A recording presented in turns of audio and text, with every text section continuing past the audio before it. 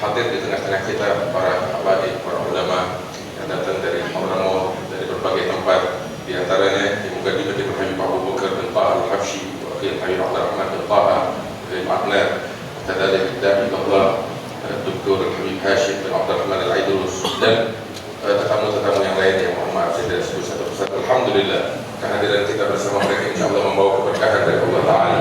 Tadi disampaikan oleh Habib Abdurrahman bin Taha Al-Habsyi, beliau bersyukur kepada Allah atas majlis yang kita hadiri ini. Merupakan nikmat dari Allah Ta'ala. Di majlis semacam ini hati merasakan ketentraman, kenyamanan, dan di majlis semacam ini turun sakinah dari Allah Ta'ala, ketentraman, rahmat, dan kasih sayang dari Allah Subhanahu Wa Ta'ala. Di awal ceramah beliau minta maaf tidak bisa berceramah dengan bahasa Indonesia, walaupun bisa 1-2 patah kalimat, tetapi beliau berbicara dengan bahasa Arab, mudah-mudahan membawa manfaat untuk kita sekalian. Nabi Muhammad SAW adalah manusia yang paling besar akal beliau.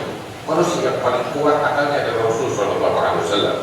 Al-Imam Muhammad bin Nabi beliau katakan, saya membaca 71 kitab suci yang terdahulu dan saya dapati semua menyatakan bahwasanya Allah tidak pernah memberikan kepada seorang hamba akal yang lebih agung, yang lebih besar, yang lebih hebat daripada akal Nabi besar Muhammad sallallahu alaihi wasallam. Dan akal merupakan nikmat yang besar dari Allah Subhanahu wa taala.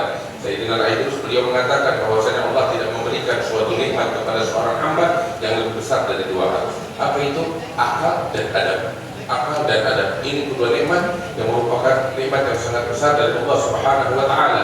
Dan akal itu datangnya dari Allah dan juga bisa kita kembangkan dengan usaha kita. Semakin kita banyak merenung dan mengasah akal kita, semakin tajam pula akal yang Allah berikan kepada kita.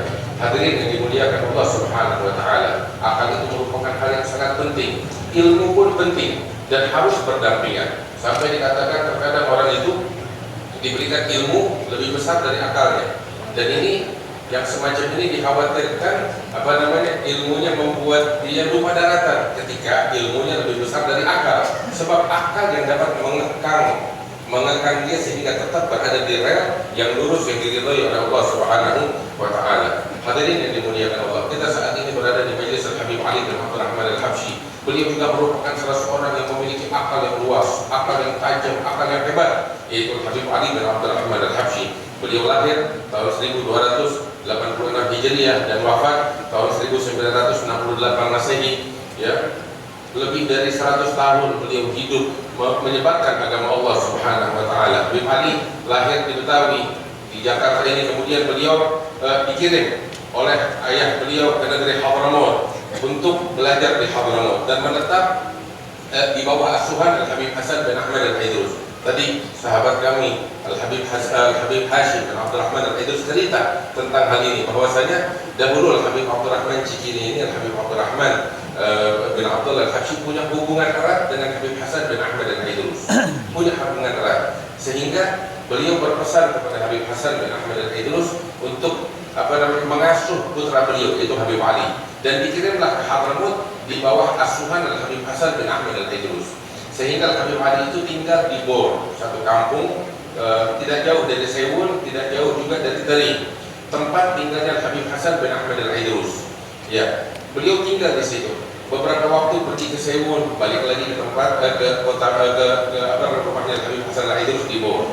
Kemudian berangkat ke Tering belajar, balik lagi. Jadi di Bor, di rumahnya Habib Hasan Al-Aidrus, itu markasnya Habib Ali, dan memang beliau tinggal di sana di bawah asuhan Habib Hasan bin Ahmad Al-Aidrus. Dan semua kebutuhan Habib Ali dipenuhi oleh Habib Hasan bin Ahmad Al-Aidrus. Habib Hashim tadi cerita, ketika saya tanya maklumat ini dari mana beliau dapatkan, dari Habib Muhammad bin Abdullah bin Hasan bin Ahmad Al-Aidrus. Ya, yang mana Habib Muhammad cerita dapat berita ini dari Habib Muhammad bin Ali bin Abdurrahman Al-Habsyi, kakek kami beliau.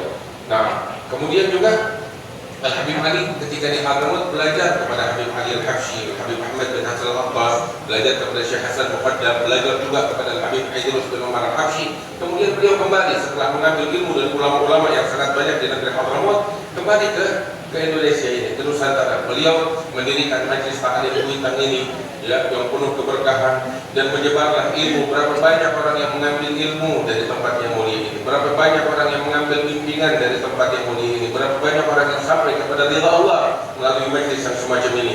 Setelah beliau wafat dilanjutkan perjuangan oleh putra beliau Habib Muhammad, kemudian oleh Habib Abdul Rahman, kemudian saat ini dilanjutkan oleh guru kita Habib Ali bin Abdul Rahman bin Muhammad Al-Habsyi. Mudah-mudahan Allah kasih sehat kepada beliau dan panjang umur.